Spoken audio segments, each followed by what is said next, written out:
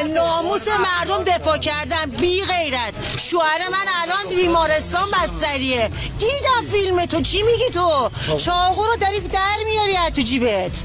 چی داری میگی؟ تو که صورتتو گرفتی، تو چرا دعوا رو شروع کردی؟ ببخشید غلط کردم. شوهر من از ناموس مردم. تو که تو بانک کار میکنی، من چجوری جرأت میکنم برم تو بانک؟ چجوری جرأت میکنم برم تو بانک الان؟ ها؟ تو فکر کردی؟ حرف آخری مردم رو اینجا بشنوی. من نوعی دیگه امنیت ندارم.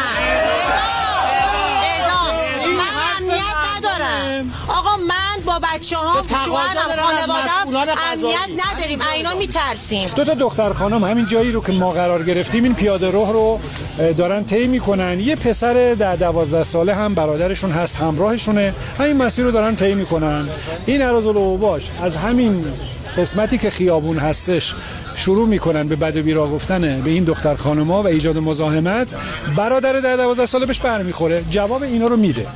با این وجود دیگه اونا حرکت میکنن میرن. اینها شروع میکنن به دویدن پشت سر اون بچه 10-12 ساله و اون دو دختر خانم که با قمه بزننش.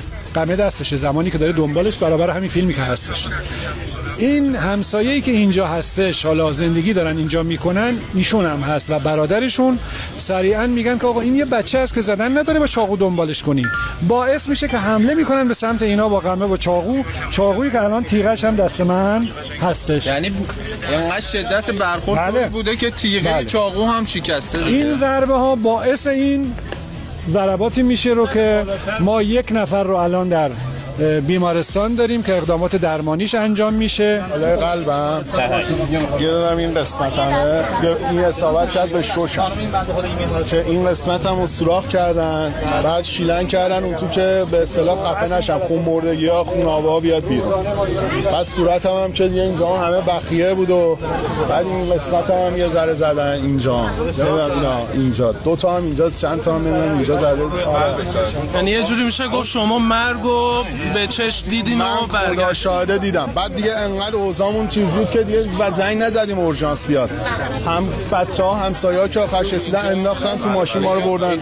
خب حقوق میگیریم که امنیت مردم ایجاد بکنیم و باعث این امنیت تامین بشه. الان هم الحمدلله ارتباط خوبی بین قوه قضاییه و پلیس در حوزه مبارزه با اراذالاوباش ایجاد شده.